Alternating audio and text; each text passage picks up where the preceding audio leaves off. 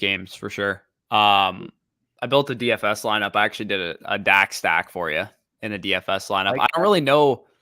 I don't have a good read on like how I want to like stack up these games from a DFS perspective because I'm really not sure if the Bucs are going to throttle the Eagles or if it's going to be like a close game and Brady's going to struggle. So like I don't have a good read on what the Bucs are going to do, and I also don't really have a good read on the Eagles side of their offense either. So I think the 49ers Cowboys game is probably the one I think I have the most read on.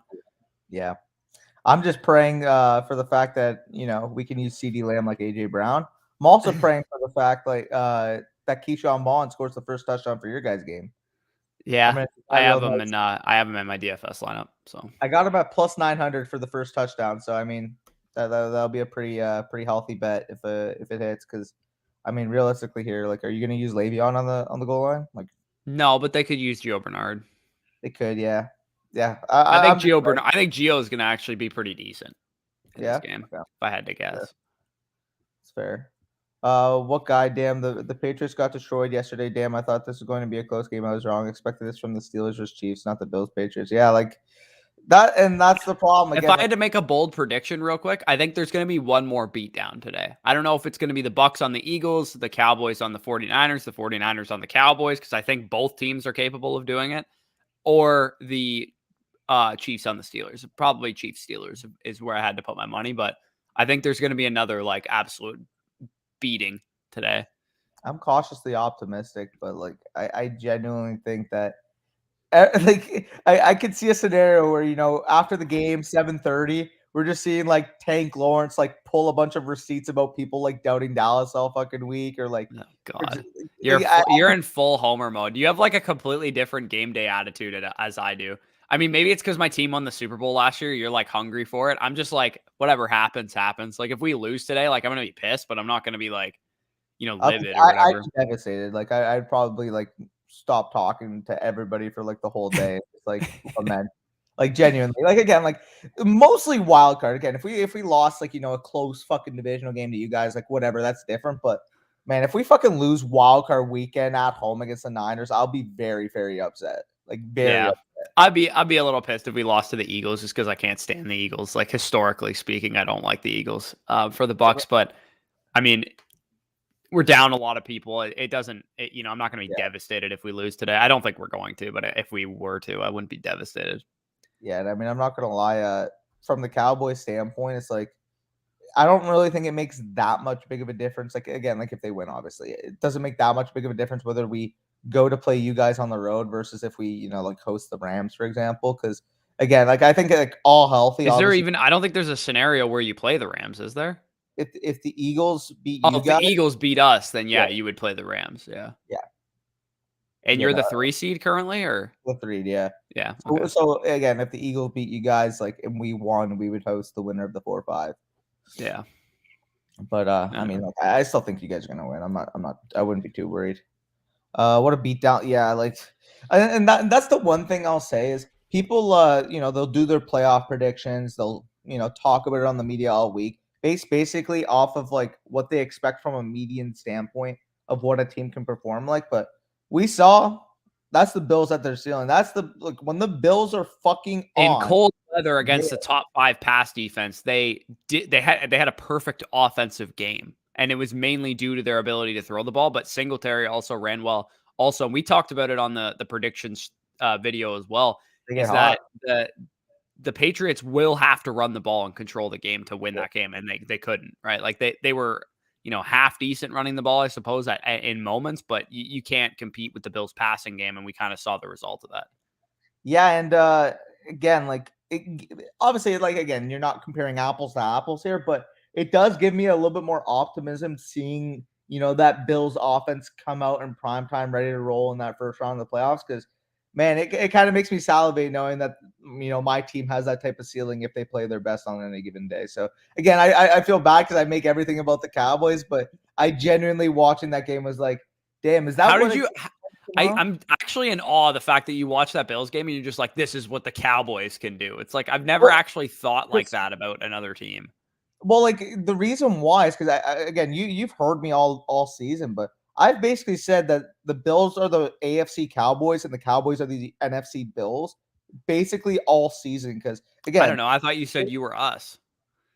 No. Like going into the playoffs, how everybody's kind of underdoubting us or underestimating us. But I do like from a straight like team construction standpoint, like offense, defense, kind of the way they're built, kind of how they shitty running backs.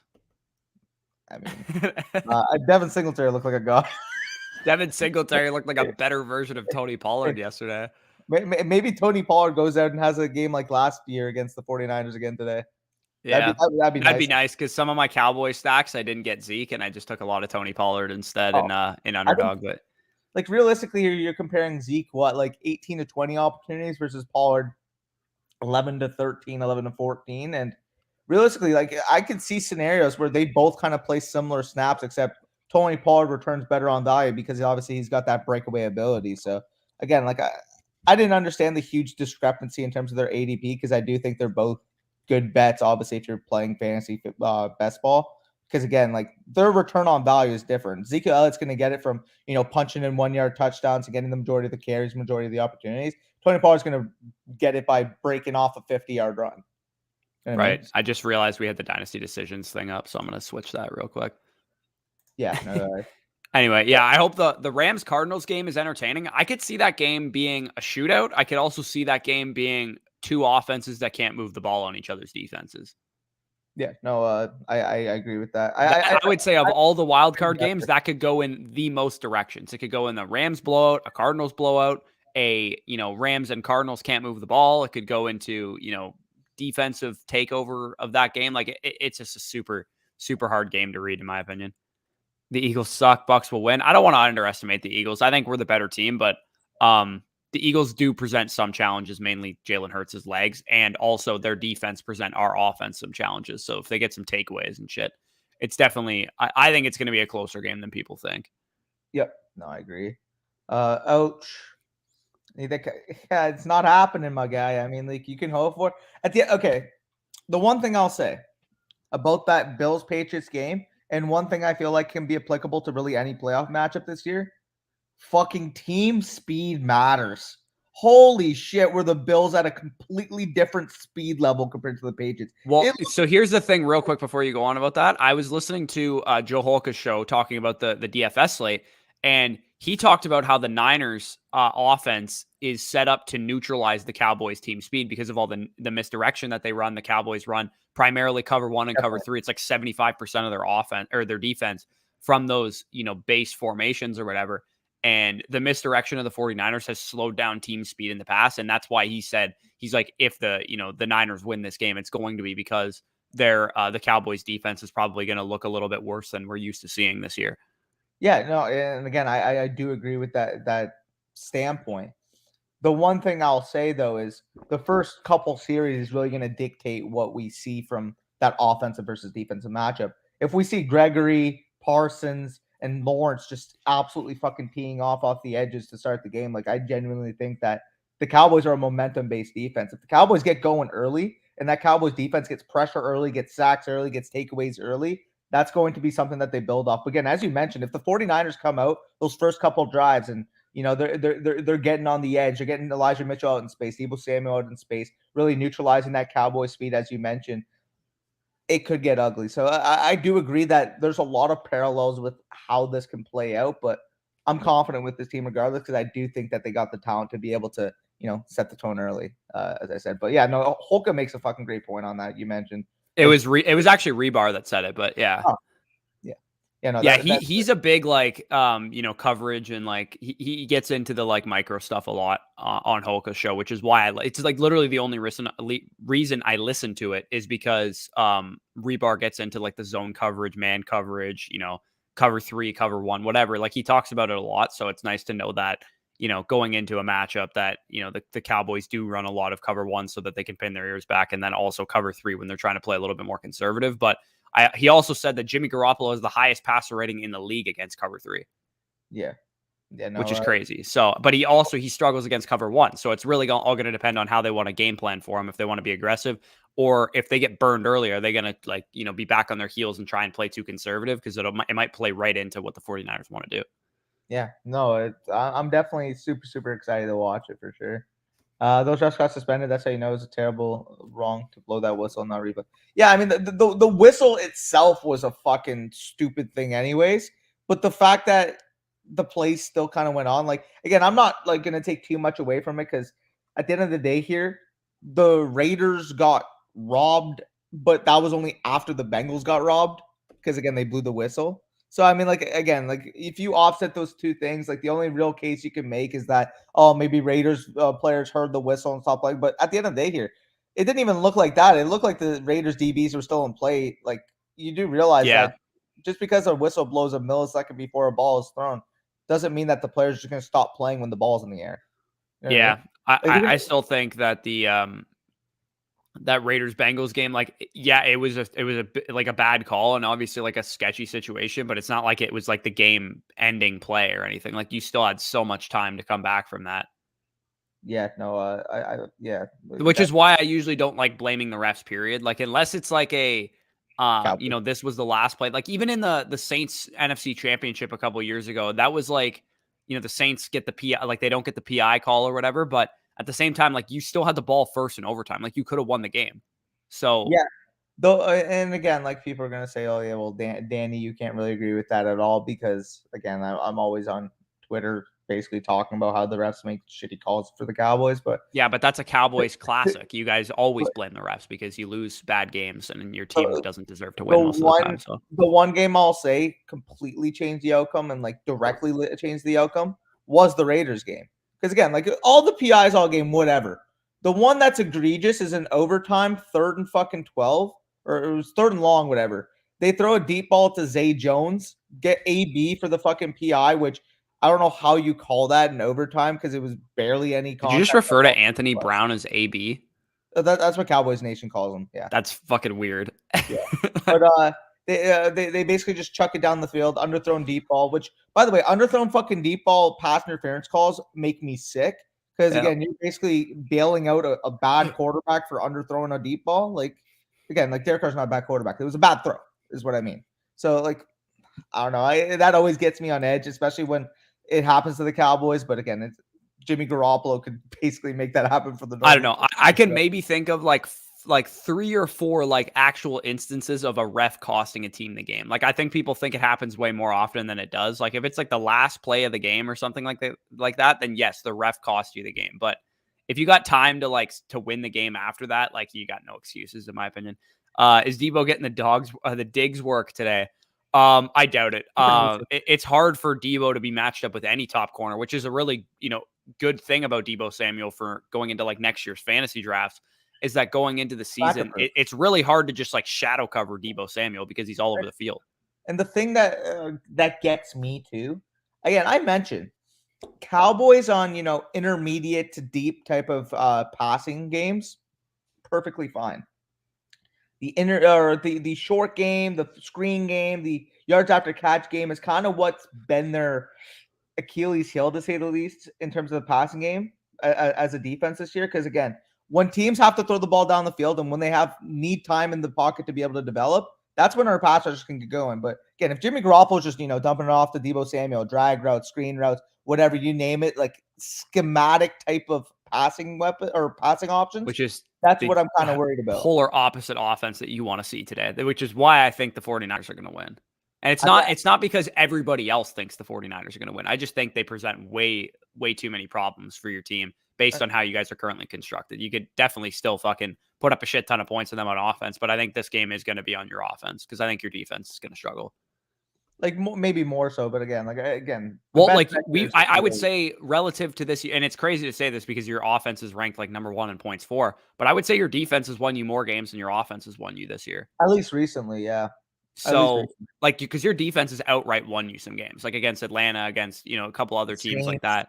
Yeah, Saints. Like you've had defensive games that have just fully just been all on your defense, and I don't think you're going to do that against the Niners. So the offense is going to have to show up, in my opinion. Anyway, the real AFC Championship is happening in the divisional with the Chiefs versus I think he means Bills, but yeah, Chiefs versus Bills in the AFC divisional will definitely be interesting. I think the interesting thing too is that the Titans, I think, are going to be having a close eye on that because I think they would much rather play the Bills than the Chiefs in the AFC Championship if they end up beating the Bengals. And I mean, like the Bengals probably match up better with the Chiefs than the Bills. So it's kind of interesting. Yeah, I'm glad you mentioned that. The Bengals better match up with the Chiefs than the Bills, but the Titans better match up with the Bills than the Chiefs.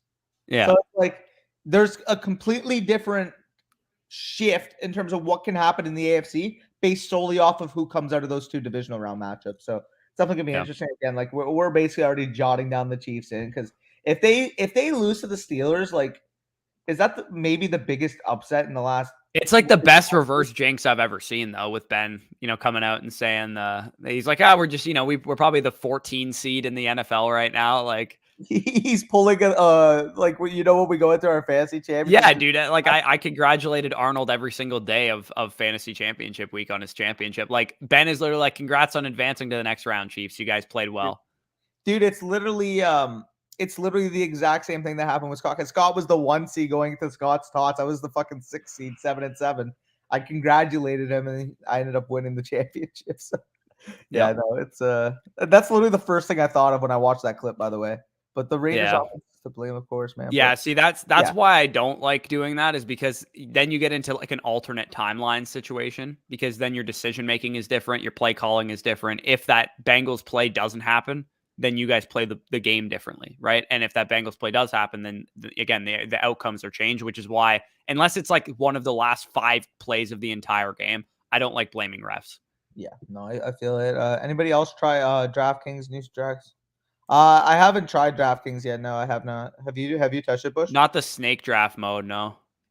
No. Do you think the Cowboys' offense is ceiling to the Bills? Ceiling, yes. In terms of how they get to their ceiling, no. Obviously, again, Josh Allen with what he does. I don't think they do. Power run game, like, yeah, no. I do think that aspect obviously is going to outperform what the Cowboys do. But I do think from a pure passing standpoint, given the weapons that the Cowboys have, like the Cowboys have a better weapons group than the Bills do. Yeah, overall for sure they do. I think it's probably pretty similar from a passing standpoint and a rushing standpoint. Their look at their ceiling is more like the Chiefs, whereas like again the Bills look is completely independent really from the NFL, because you have a quarterback like Allen who is obviously a great passer, but also adds that that 60 to 80 type of rushing yard output too. So I do think from a versatility standpoint, you'd probably give the edge to the Bills at their ceiling because of Allen's rushing ability. But I do think from a straight dominant standpoint, like the Cowboys passing attack and maybe arguably the Chiefs and the Bucs can literally take over games. So yeah, for sure. You guys starting a dynasty league this offseason, and if so, how can I get it on the action? Yeah, we're gonna have multiple leagues announced through Patreon. So once me and Corey are going to be fully implementing what we want to exactly include on the Patreon. But once that's out, we're going to be able to introduce to the channel, get it to you guys, get the information out to you guys. And we're planning, our dynasty guide on there, a lot of listener type league action, a lot more of a in-depth analysis that although you guys are going to get a lot from YouTube, you're not necessarily going to get as much as obviously the Patreon would be able to offer you.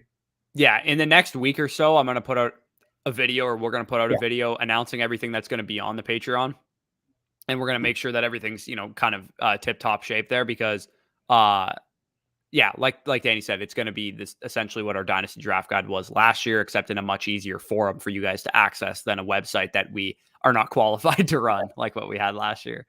Yeah, and again, like it was a lot easier for us to switch to Patreon because, again, they do a lot of the maintenance for us and can help us. You guys, when you guys sign up on Patreon, you make your own account. You get set up. They bill you automatically. We don't have to use PayPal or whatever. Like it can go directly from your credit card or whatever your form of payment is. So it's a much easier platform for us to run it on there than it is for us to get the payment from you guys, manually set up your login, email you your login, because that's what we were doing last year. If you guys had our draft guide, then you probably got an email from us saying that this is your login or whatever, and then you had to manually change your password and stuff. It was just a way too big of a process, and not on top of that, we had to upload all the stuff to the site, and it took forever. So basically that's what we're gonna be doing there. Again, taking that maintenance away from us helps us, more focus on the content for you guys, which is what we enjoy doing anyway, right? Yeah. If we had, the funds to hire an assistant to do all the maintenance stuff for us, then we would love to do that and just focus on the content. But of course, we don't actually have the capital to do that. But with Sanders and Beasley both being over 30, all I want is for the Bills to draft a wide receiver round one for my fantasy team. Holy moly! Could you imagine giving like Treylon Burks to this offense? I was gonna say Jameson Williams would make a lot of sense.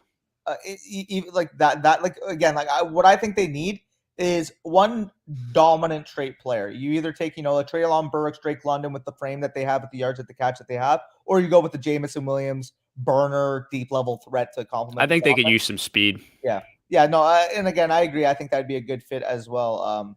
And if they waited to the second round, I wouldn't mind. If they went with like an Olave, would be pretty good. Mm-hmm. I know Sky Moore's getting some traction. Like, this is a really good receiver class, and I think people that were so off the 2022 picks earlier, obviously this offseason, earlier this season, really didn't expect this wide receiver group to come out as strong as it did. But like Treylon Burks, Jameson Williams, dude, we're like 4 years in a row now where we're like, this is a really good receiver class, but like, it's true. Like, we're not just saying that. Like, it actually has been. Like, this could be like, we could look back on this 10 years from now and been like, this was like a historical stretch of, influx of talent at the wide receiver position, from the AJ Brown, DK Metcalf, Deebo Samuel class to 2020 with, Justin Jefferson and CeeDee Lamb and T. Higgins and all those guys. And then 2021 with Jamar Chase and Devontae Smith, and Elijah Moore, all these guys too. And then, this year, if we get a couple more superstars at the position, it's just going to be a pretty crazy stretch when we look back on it. And then next year, I mean, we're already literally talking about Jackson Smith-Njigba and Kayshon Boutte. Like, we're already talking about guys that have shown promise. And again, like this is a really good influx of skill position talent coming in. Not only on offense, by the way, this cornerback class this year is fucking special. Like, if you need a cornerback, this is the year to take. Man, we need a cornerback. So, like, again, like you're talking about, like, from what I've seen already, obviously you got Stingley at the top, but then you got guys like, Sauce Gardner, Darion Kendrick, Roger McCreary, Andrew Booth. This is just such a talented group. Wasn't Andrew Booth eligible last year? You're thinking about Kendrick. Oh, okay, true. They're both on Clemson, but then Kendrick transferred to Georgia because he had some like stuff going on behind the scenes. I actually thought they were both on Georgia, to be honest. No. Booth is a corner for Clemson, dude. Such a fucking athlete, such a fucking good athlete. And then obviously, again, we know what Sauce Gardner has basically done. I mean, this guy's. If I'm gonna compare any corner to the Trayvon Diggs type of mold, it would be a Sauce Gardner. You got the length, you got the fucking overall ball skills. Like he is going to be super fun for a team. Again, like if you guys got Sauce Gardner, that'd be pretty fun. Yeah, that would be pretty fun. I don't think we're going to get him. I think corners just such a high value position. It goes really high in the draft. You typically can't get like a really good corner late in the draft. But then again, Tristan Wirfs fell to us at 14. So what the hell do I know? Like genuinely though, like I do think that you could see like 8 to 10. Like this is a lot similar to, the 2020 class where we saw, Terrell, Diggs, Fulton, Jalen Johnson, Gladney, Arnett, but Arnett and Gladney. Those guys were bums, but and then obviously again, we thought Terrell was shit too, right? Because Jamar Chase just absolutely baby boyed him in the national championship, but apparently Jamar Chase just does that to everybody. Yeah, I mean, fuck, man. AJ Terrell is really fucking. Also, can we talk about the fact that you're talking about that class basically having like 2 like fringe top 5 type of corners in their fucking second years? Like, I'm not calling Trayvon Diggs top 5 yet. I'm not calling Terrell top 5 yet either. Like fringe is what I'm saying. Like they're on that trajectory. Yeah, for sure. Gordo says, I'm calling it 49ers versus Cowboys going to end in overtime with a field goal win, 50-50 chance. Yeah, definitely could be a really close game. Jared said, I just joined. The dude was wide open in the end zone before the whistle blew. Let's not pull at straws here. Yeah, I mean, it definitely was questionable. I'm not going to, patronize Spicy Hot here and say it was like, oh, they were like playing until the whistle blew. They kind of got screwed on that. But again, you had so much time to make up that touchdown. Like, I don't think it's really relevant. According to the news that the Steelers has decided to draft a quarterback instead of getting on the free agency or trade for a quarterback. If they were to draft a quarterback, the one that I could see influencing them the most, I think it would be Malik Willis. Really? I could see Pickett just because, and I know it's already going to happen. All the mock draft, bros when they mock draft. Yeah, Pitt quarterback goes to Pittsburgh. They passed once upon a time on Dan Marino, a former Pitt quarterback. They're not going to make that mistake twice. I can feel the mock draft bros writing that up. The reason why I think that they would like be interested in a Willis is they've kind of seen, Lamar, like again, like obviously the Bengals one Willis isn't the athlete that Lamar is. No, and I know, but again, even if he's like a Jalen Hurts level athlete, like he's like 4.65. I don't know. I haven't dug too much in on Willis. I really haven't dug in on any of these quarterbacks. The one I've seen the most of really is Corral, just because I watched more like Elijah Moore intensely last year, and also I watched a couple Ole Miss games here and there this season, and I was like, because I was hearing stuff about like Snoop Connor and Ely and stuff, and I was like, Corral's there too. Maybe I'll watch the Ole Miss Rebels and see if we got some prospects in this class. Yeah, no, definitely. And again, like I've obviously seen more Corral, and I'm projecting based off what I've heard of Willis, because I haven't really, again, as you mentioned, dug deep into these quarterbacks. By the way, if you guys are interested in how we dug deep and how we analyze these guys, get ready for these next few weeks, because we're going to be doing a lot more reports as obviously we study these guys more in depth. But yeah, like again, what you hear from Willis, I mean, the peripherals of his, baseline are encouraging, because again, he's a really good athlete. He's got a good arm. He's good at creating out of structure. So, I mean, like, unless he's a complete train wreck in terms of his decision making and his accuracy, like, I could see a team taking a chance on him and basically being like, yeah, maybe he's not all there right now, but maybe we can develop him into, a slightly better Jalen Hurts or something like that. So, yeah, definitely I possible. can see a team taking that change. And again, if one team's going to be able to do it, it's going to be the team in fucking Pittsburgh, because they see what Jalen Hurts done for the Eagles, and they see what fucking Lamar Jackson's done for the Ravens, right? Yeah, true. So, facts. Carson Wentz special, yeah. He was, as mentioned there, legally it's had to be replayed. Yeah, I was, again, you guys got fucked a little bit, but you had time. I meant Chiefs versus Bills, SMH. Legal Schmiegel, sorry for your loss, though, Spicy. As a Titans fan, I'd rather have played you guys. Big facts. I still blame Carr and our coaching for not being efficient in the red zone at all, but it just sucked that happened. Yeah, again, it's a shitty way to lose a playoff game for sure. But I think the Raiders personally were kind of just playing with house money being in the playoffs. Like, it wasn't like they were expecting to go far or anything. Yep. Too bad. They did beat the Chiefs and the Bills. Yeah. They also lost to the Jets. So, hey, Brock makes a good counter. Dynasty trade offer, essentially, I give Javonte Williams and Michael Thomas for. I wouldn't give that much personally. No, I personally wouldn't. I think pick value wise, you're looking at like the 101 for Javonte versus 105 for Michael Thomas. I think like if you're looking at rookie pick value, and that on the surface seems like pretty decent, like 2 high first round picks for Justin Jefferson seems on the surface like a decent trade. But we both value Javonte probably 101 plus, right? Yeah, definitely. Well, I mean, we're looking at it right now. Well, you look at the top quarterback, running back, and wide receiver that I had. I mean, currently, I would say a late first and the 101 is probably what I would need for Javonte to move him, like a late 2023 first or a 2022 first this year, like the 110 and like the 101. What would you rather have, Breece Hall in the 110 or Javonte? I mean, Breece Hall. We'll say the RB1. Yeah, I think he's going to be the RB1 for me, just based on what I've seen on paper. Back to the Patreon thing. I'm working through our rookie databases right now and looking at these prospects on paper before I watch them, because I think it gives you a good framework and you're not biased in any way. Like you watch one highlight tape of this guy making someone miss and you're like, he's elusive. And it's like, well, the paper says he's not. So, but either way, I think Breece Hall is probably going to end up being the RB1 for me. And I still think Javonte is a ways ahead of him as a prospect. The one thing that Breece does have in his favor that Javonte didn't have in his favor is the amount of production that he had. And that's definitely like it's a lazy comparison, but it is very David Montgomery like when David Montgomery was coming out of Iowa State, because he just gets fed the ball. And not only that, he does have a lot of receiving production too. And the one thing I'll say about Breece Hall is, like, again, like kind of what we're seeing with Josh Jacobs now, how he's getting used in the passing game, but I think Breece is obviously, as a prospect, probably a better receiver. I don't think so. I think Jacobs was a better prospect than Breece. And again, I haven't watched Breece up close, but I had a late first round grade on Jacobs. I had a higher grade on Jacobs than I had on Javonte, to be honest. That was the grades I had coming out. Either way, though, like in terms of like comparison, that's kind of what we can expect.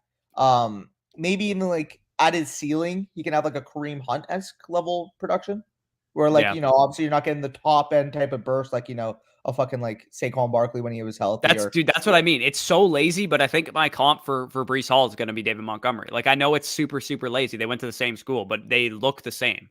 Like, like on paper and like on the field. Now, what about Kareem Hunt? That would be obviously like the top end of the production. Well, that was what a lot of people compared Montgomery to coming out of school, was Kareem Hunt. Yeah, no, like the same type of archetype where they're not going to kill you with a 50-yard touchdown, but they're a sure bet to be involved in the passing game. They're good consistently ground to like down to down, and obviously again, if you land in a good offense with that type of archetype, like we could see a really really high touchdown ceiling. So Right. like again, like we'll get into the comments in a section, but just in and terms Brees, by the way, his touchdown production is like far and away the best in the class. Like it's not even close. What about Brees Hall going to the Bills? That would make some sense. I think I don't really know what they're gonna do at the running back position because like all of a sudden Singletary looks like he's turned a corner or something. I don't know if they want to just rely on Singletary next year though. Like maybe they bring in like a Melvin Gordon or something to go with a guy like Singletary. But that's kind of what my thoughts are there. But real quick, I just actually want to pull up his touchdowns per game in his career. Brees Hall averages 1.56 touchdowns per game. Yeah, that's elite. I'm just and thinking like the next closest is Rachaad White, who's played 15 career games, and Brees has played 36. So like the only other guys that are like somewhat in the neighborhood are guys that have played like a little amount of games. Like Kenneth Walker is actually like the next closest guy that's legitimately like a guy who's played for multiple years, and he averaged. Side note: I found where Brees Hall needs to go. Where's that? Where he'd be a legit like mid-end RB1. Where's that? The Cardinals. Yeah, that would make sense if he was in like a James Conner role. But like, did Conner sign a 1-year deal with the Cardinals or a 2-year deal? 1 year, yeah. He's a free agent, I believe. I mean, based on how he's played, I don't see why they wouldn't bring him back though. Like again, like if that's all dependent if they bring him back. If they don't bring him back, though, is what I'm saying. If they don't bring him back, and maybe Brees Hall doesn't go in the first round. I don't think any running backs realistically this year should go in the first round. But if he somehow fell to them at that second round pick, like dude, Brees Hall and the Cardinals would be so much fucking fun. Yeah, he's kind of like James Conner too, the way he plays. Yeah, definitely. Imagine the Super Bowl being Bengals and Eagles. Oh god, I would cringe. I'd shoot myself. Happening. All in all, Raiders were written off as a non-playoff team preseason. Yeah, again, you got to take like the takeaways from the Raiders season is anybody that's disappointed about the outcome. Yeah, sure, you can be disappointed, but I mean, they grinded this season out. Like they fucking played way above my expectations, your expectations, a lot of people's expectations, and this is a team that went through so much this year that you have to give fucking Rich Bisaccia his fucking credit because the team fired their racist freaking head coach in the middle of the season. They had their star wide receiver get into a DUI in the middle of the fucking season, and yet they made the playoffs as the 5 seed. Like that is fucking respectable, man. You forgot a couple things too. Oh, definitely, yeah. Like one of their former first round pick corner like pulled a gun on like a thing, and then Nate Hobbs gets a DUI as well. Like yeah, it was pretty brutal. Also, I saw people like because obviously Nate Hobbs has longer hair. They're like, oh my god, like Jamar Chase just torched Nate Hobbs without realizing that he was torching Desmond Trufant the whole fucking time. Yeah, they saw the hair. Yeah, true. Do you have any input on Singletary getting a larger role in Buffalo? Dude's been pretty productive. I think he could be an RB2 down the stretch, or is he second? Yeah, he could definitely be an RB2. I'd be interested to see how the Bills handle their RB core, but if they go into next season with just the core that they have right now, like there's no reason not to expect Singletary. He does strike me as like a typical dead zone running back though, like where he would get drafted. Let's say the Bills don't do anything, right? It's Singletary, it's Moss, it's like they bring back Breida or someone like small like that. They bring in like Raheem Mostert or something. I think Singletary probably goes in the 4th, 5th round of drafts, and at that point I probably wouldn't be too in on him, but yeah, like that's probably what I'm thinking with Singletary. He definitely could, sustain RB2 production because his usage right now is really good, and he plays in a good offense, and he's playing, pretty well also. So yeah, it's not out of the realm of possibility that he's actually like a good running back again next year. Yeah, and again, the recency bias of the situation will basically have people saying, we saw the same team at, like say the Bills go far in the playoffs and Singletary's getting this role. We saw the same thing with Fournette last year and let him fall to the 9th round, yada, yada, yada. We can't let that happen to Singletary. And maybe that happens. Like I just said, maybe Singletary goes in the 4th, 5th round, but what if he goes in the 8th round? Like Connor and Fournette were going.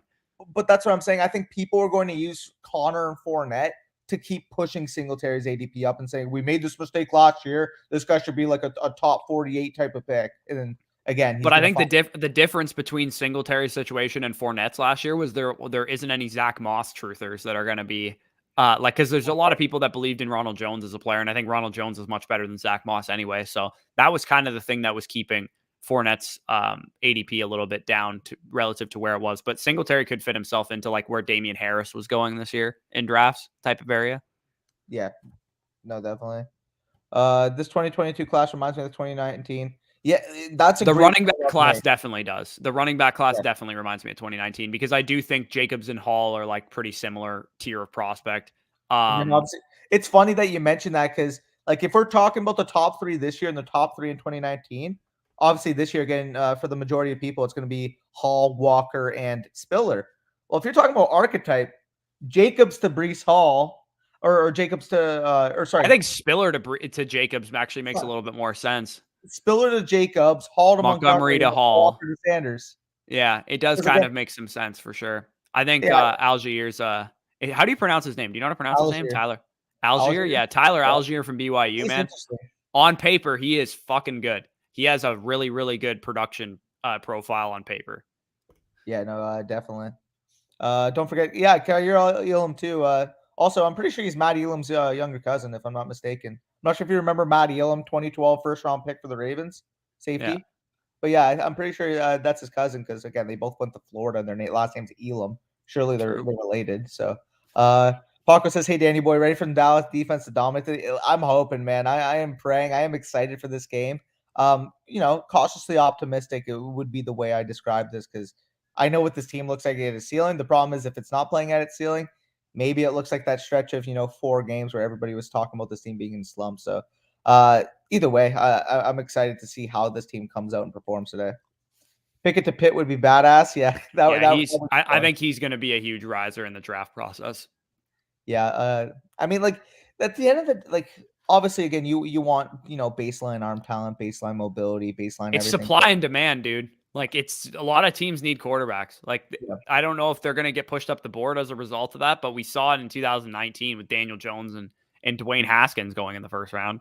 Yeah, no, agreed. And the thing about them is people don't value, just absolute vibes with the quarterback, like absolute moxie. Like with Burrow, everybody just wanted to analyze, like what does this guy do? He's not really special at anything, but this guy just had the mentality, had the confidence, had the overall. I think Burrow had some special traits. Oh, and definitely, but a lot of people that were critiquing him were like, "Oh, he's not got a Josh Allen arm. He doesn't have, Lamar Jackson mobility." His deep ball placement is the best I've ever seen from a college quarterback, and it's phenomenal. But I'm saying a lot of detractors for people were like, maybe he's not absolutely special from a physical specimen standpoint, but the guy, as you mentioned, deep ball accuracy was phenomenal, and his overall attitude, his overall confidence that he brought forth was going to carry on. It's not like a Sam Darnold situation where he landed and he was petrified at his first fucking start. Like Burrow went out there, even in his first season statistically, although it wasn't completely comparable to this year, like you saw the glimpses of the talent, you saw the leadership, you saw despite that team basically not having any confidence before he came in. He's comeback player of the year, right? He's going to win it. I mean, it's going to be obviously between him and Dak. I don't think Dak's going to win it over Burrow. I know you're going to say it's between him and Dak. I don't even think it's close. I think Burrow's going to win it. But that's what it's going to be between them two. But like, I would give it to Burrow personally. Yeah, I would. But again, like comparably, like you're going to compare them statistically, everything, what they came back from. Like I understand. But again, to be fair, for me personally, I do think that the Cowboys have higher expectations coming into the year regardless. So with what Burrow's been able to do with the Bengals, I would give it to him too. So. It's kind of narrative-y too, because they weren't expected to be very good. Yeah, no, exactly. Let's go, Paco. Let's go. I'm a great impression of the mock draft bros. That was what he's referring to, I think. Which one? The one where I was like, Kenny Pickett, the Steelers once passed on a Pitt quarterback. Last night was so much pain. I think he's a Patriots fan. I think so, yeah. What's up, guys? What's up, Leo? Today's wins. You might want to flip that second one, Gordo. Yeah, I'm afraid. That's a quote, Danny. Sadly. Sup, Leo? What's up? What team plays first today? It's the Bucks and Eagles, so that'll be very interesting. I will be irritated or elated early on in the day. I was kind of hoping we played on Sunday night. Bucks Eagles first. Yep. Would y'all do the 101 Amon-Ra and JK for Jamar Chase? My other running backs are Javonte, Gibby, and I have Gus Edwards if that helps. LOL. I think I would do that. That's a lot to give up for one player, obviously, because you're giving up like a Burks, you're giving up Dobbins, who I would still consider a top, 15 to 20 dynasty running back at least, and then Amon-Ra, who's worked himself into probably the top 30 dynasty wide receivers. That's a lot to give up for Jamar Chase, but I mean, definitely. Sorry, my dog's just barking. Yeah, Jamar Chase is probably worth that package, I think. Yeah, no, I agree. Again, like I feel like the true cornerstone pieces in Dynasty. I mean, like regardless if you guys agree with this or not, but the three quarterbacks that jump out to me are going to be Mahomes, Allen, and Herbert. Because obviously with Herbert, with his age, I still think Lamar belongs in that conversation. I would personally put him with Kyler, Dak, and Burrow, in my opinion. Yeah, that's fair. That's fair. Those are the three quarterbacks that stand out to me. Obviously, Jonathan Taylor is the one at the running back position. He's probably the only one too. I would say at running back. And then wide receivers, you got Jefferson, Chase, and then tight end, you got Pitts. Like those are the true, like if you have them at each of those positions, they're like the true, 10-year superstars that you could expect to carry your dynasty teams moving forward. We might have to in our dynasty rankings. So just a peek behind the curtain on our Patreon, we're going to have like tiered dynasty rankings, but not just like, running back 1, 2, 3, 4, 5 in the same tier. We're going to have it tiered based on age and like foundational players and by draft class and stuff like that. And one thing that I think we should do is create like a transcendent tier and put Jonathan Taylor, Patrick Mahomes, Josh Allen, all those guys. Like that's the transcendent, like multiple first plus a good piece for this to take this player away from me kind of thing. And basically with that tier, like you would have to contextualize it. You have to basically say like, I would need a significant overpay to move off of these players. Like genuinely, again, like you can convince me, even if I have like a Burrow, a Dak, a fucking Kyler, even a Lamar, like you can convince me with a good enough offer to move off the players, like if it's relatively fair. If I have one of those like transcendent talents, I would need a significant overpay to consider moving off of them, like genuinely. And again, like can we really consider it an overpay if that's what we need to move off of them? No, I just think that the overall premise of the dynasty landscape right now, you have those, assets that just kind of stand over the rest. Like realistically, Chase and Jefferson, and compared to even the third best wide receiver, like I love AJ Brown, I love CeeDee Lamb, I love T. Higgins, I love these young up and coming wide receivers that have already shown production, but like nobody's really even close to the Jefferson Chase area right now, in my opinion. I still think AJ Brown's close. I can't though, because again, he's older than them and he hasn't even remotely shown the level of ceiling that they have. Right. Yeah, that's fair. Like AJ Brown has shown. I'd say ability-wise, he's shown every bit the ceiling that they have. And for sure, I think AJ Brown and Lamb have basically shown fantasy production on the field. I understand what you mean. Yeah. Like again, I think AJ Brown and CeeDee Lamb are the biggest like comparable right now in terms of what exactly. I don't even think it's close. AJ Brown versus CeeDee Lamb isn't even a close conversation to me. I think it's clearly AJ Brown. Their production's literally been the same. Only AJ Brown's 2 years older. How has their production been the same? In terms of year to year? We have two top 10 or two top 12 seasons out of AJ Brown. Yeah, but like in terms of overall production, like they've been super similar. And CeeDee Lamb's highest receiver finish is wide receiver 15 in points per game. Yeah, no, but I'm saying like overall baseline on the season. I don't know what you mean. Like compare the production. The production isn't close. It's AJ Brown and it's not close. Pull it up then. I'm not doing this right now, dude. I know you're super biased and you think CeeDee Lamb's some elite receiver. He isn't yet. He isn't. We'll see. He's definitely one of, on the doorstep of being an elite receiver. He ain't there yet. Oh, we'll see. So you want to put him in your top 5 dynasty receiver rankings? Go ahead, but he ain't close to AJ Brown. He is, bro. Like what? I don't understand how he's not. How is he? How is he not? He's 2 years younger with similar production. I don't care what his age is. He's not close to AJ Brown. He's 2 years younger with similar. He could be 10 years younger. I don't care. I mean, I don't know. I think you're sleeping on him regardless. But I think you're sleeping on AJ Brown, my man. AJ Brown's fucking fantastic. He's my 4. Like, what are we doing? I don't know. Being biased, apparently. No shot. Mom, Dad, let's get back to I mean, we'll finish this conversation off stream. But what's up, Nathan? I would lean to yes on that spicy taco. If you guys want to chime in, go ahead. Who would you take in Dynasty, AJ Brown or CeeDee Lamb? And is it close? Just out of curiosity. Comment down below. I mean, I have my ranking there. Lost to the Jets. Yeah, I mean that's funny as hell. Hilarious. Brock. So the Titans are rooting for the Chiefs then this week, eh? They don't want to play the Steelers in the next round. Yeah, no. Also, Gordo, what do you mean Cowboys fans are being cocky? Literally, all media has said all week is how the 49ers... I actually tend to agree with Danny that the Cowboys are merely defending their case because most of the media is saying that the 49ers are the better team. I've never seen a 3 seed get as disrespected overall this past week as the Cowboys have, but here we are. And it's funny because people were saying... I don't know. The Bills got a fair amount of disrespect this week, I was just about to say that. Like, there was a lot of people saying, like, oh, the Pats are going to beat the Bills and the 49ers are going to beat the Cowboys. And it's like, there's a reason why they're the fucking 3 seeds. Let's show some goddamn fucking respect. Like, seriously. But I think the Niners are a good team. I think it's going to be a good game. But, like, the media just acting like, oh, the Niners fucking mismatches completely outweigh the Cowboys. Like, why are we pretending this? Genuinely, because the Cowboys are fucking going to drive ratings. All right, settle down. Let's get. I know. I just anyway, what are Juju and CEH worth moving forward in Dynasty? I mean, Juju is a guy that maybe a change of scenery helps him, and maybe he can become, number 2 receiver on another team. But I would view Juju like a tier, like a little bit behind a guy like Tyler Boyd, to be honest. Like, that's kind of like where I'm thinking of Juju. So like a top 50 Dynasty receiver, like not a guy that I'm overly excited about. CEH a little bit higher. Obviously, I'd probably still have CEH in my top like 25 Dynasty running backs, but he's going to be significantly like a tier behind his draft classmates, Antonio Gibson, Cam Akers, J.K. Dobbins, all those guys I would put way ahead of Clyde from a tier perspective. If we're arguing, let's talk about Juju first. I don't mind, like, from comparative value, if somebody's willing to offload him for like a mid to late 2, I'd be interested in, acquiring a share here and there, but it's not. I still think you can get an early 2 to some people. Some people would probably be still willing to give up an early 2, I think, for him. Yeah, let me just see, like, in terms of market value, because, like, genuinely, again, if he's a mid to late 2, I don't mind. It's probably mid 2 if I had to guess. That's probably what his market value is. Let me just probably like the 204 or something like that. 205. Yeah, you're right. Yeah.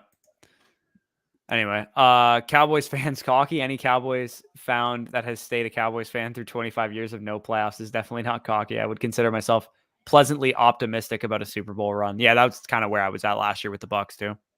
Yeah, definitely. Actually, my boys, dope season, can grinding. Signed a day 1. Appreciate that, brother. Appreciate that. Glad you've been sticking around. True. Sure. I kind of want a Cowboys, dude. That would be actually would be really cool. That would be really cool. And again, I was saying in I think in our group chat yesterday, I was saying it on Twitter. But could you imagine the headlines going into that game? Like, there's so much overall like marketing that the fucking NFL can do to support that game, and not to mention, because they've also played in Super Bowls twice in the 90s, or was it twice, right? Yeah, twice. They beat them. Yeah, Bills lost 4 in a row. We beat them twice in a row. Yeah, the Bills redemption could be very sweet in that case. Like, that would be awesome. I hope not, but and then obviously again you got the Diggs versus Diggs parallel with like people.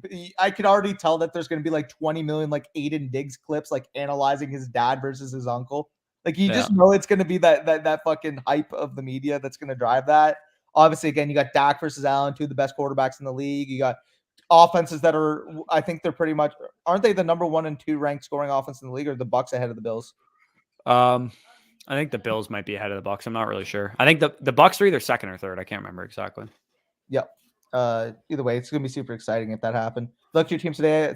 Yeah, I mean, I'm praying for you that you guys get Russ. You guys deserve a quarterback not named Wentz. To be honest, actually, the Bucs might be 1 just because we put up so many points against the Panthers. Cowboys are 1.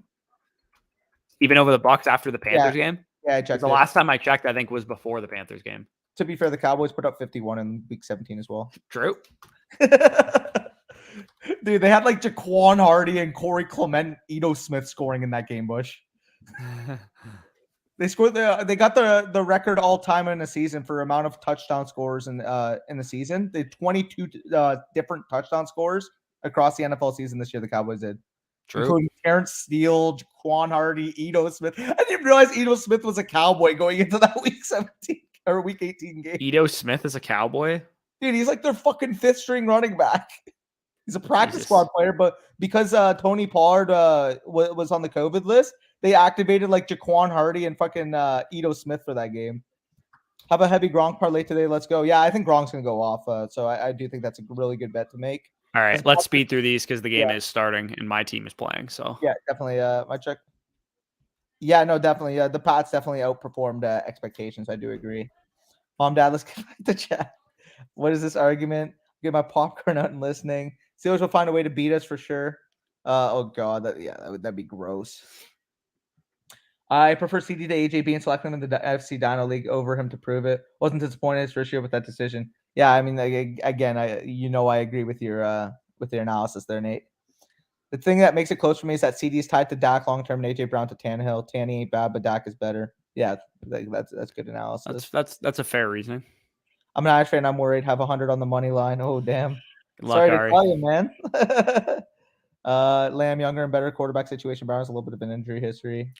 His injury history, like we talked about for Christian McCaffrey and stuff, it's ticky tacky stuff. Like I'm not worried about his injuries. Yeah.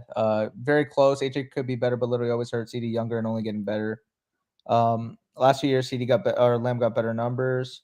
Yo, I mean, Cowboys, I don't know what you mean by that, but I mean, overall, because again, how? Like, where do you mean he has better numbers? I mean, Browns missed games too. To be fair, huh? Browns missed games too. To be fair, okay. Let's go on a per game basis and tell me who has better numbers. We'll pull it up after, but let's get through these. Cowboys winning today. I agree with you, Bryson. Let's fucking go, bro. Man, it's literally just because his dad is a cowboy, but I hate that Aiden kid. I don't like him either. I got you. People hating on a kid. Literally, if his dad was on any other team, everybody would fucking love him. No, honestly, it's just because he's like so featured because he's on the Cowboys. Like his dad's on the Cowboys, so they just like every like ESPN broadcast, they just like shove Aiden Diggs down my throat, and it's like really irritating. Bro, going into that Cowboys Chiefs game, you know how it's because I cheer for a small market team that I don't like the Cowboys. Because you guys literally like someone sneezes in your organization, they talk about it on First Take for 25 minutes. But on the flip side, it gets annoying when you got guys like Emmanuel Ocho pulling up Fugazi. I'm pretty sure the year Dez got released, they talked about where Dez was going to go next for maybe 11 weeks into the NFL season. And he literally was released in June. Yeah, no, I remember that.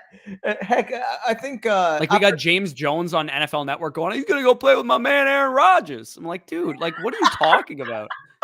Dude, I could picture James Jones. That's what every NFL Network segment, they'd sit down at their little table. They're like, where's Dez going to end up next? I'm like, who cares? Like, bro, I think I remember that too. James Jones is like, we saw back in 2014 when I led the league in touchdowns. Yeah, no, it just didn't make any sense. Like, Dez Bryant could be like me in 2014, you know? My impression was better than yours. Yeah, definitely. But fucking, I just... Jeez, kid's got a punchable face. Are we still talking about Aiden Diggs? I think so. Bro. Let's go, Burrow. Yeah, fucking huge game for... Yeah, the 80 immediate thing. I mean, like going into that Chiefs versus Cowboys game, I think everybody brought up the snippet of him calling Dak Mahomes for like fucking like 30 separate times over the week. Like it was fucking getting so overplayed. Yeah. Bryson, you mean Burrow? Yeah, facts. Dude, they didn't even talk about the Raiders upsetting the Chargers on Undisputed. They don't care. No, they only talk about the Patriots, Steelers, and Cowboys on Undisputed. And Orlovsky kind of said this in a tweet. I don't think he meant it directly, but what you could take away from the fact is he basically said in his tweets that those networks will literally go to like a guy like Orlovsky and be like, yeah, this person's going to be representing the Cowboys today. You have to be the detractor of the Cowboys. No, dude, that's literally how they do it. They literally, for example, do you really think Shannon Sharp hates the Cowboys? Because his personality on Undisputed would make it seem like he has to. Because Skip is always talking about on the other side. Yeah. Like it's hilarious because they pretend to hate the Cowboys and pretend to bring up these biased narratives against the Cowboys just to drive ratings. But I mean, kudos to it because, again, if you're getting the majority of your sports information from there, don't. If you're using it for a source of entertainment, yes. Yeah, for sure. Anyway, let's head out of here. It is 1:06. My game's about to kick off here. Jared Boeing. Yeah, facts. But either way, enjoy some football today. I'm going to be working on my management while I'm watching this game. Going to take a break during the Cowboys game and then going to finish it tonight. So true. Peace out, y'all. Enjoy your Sunday.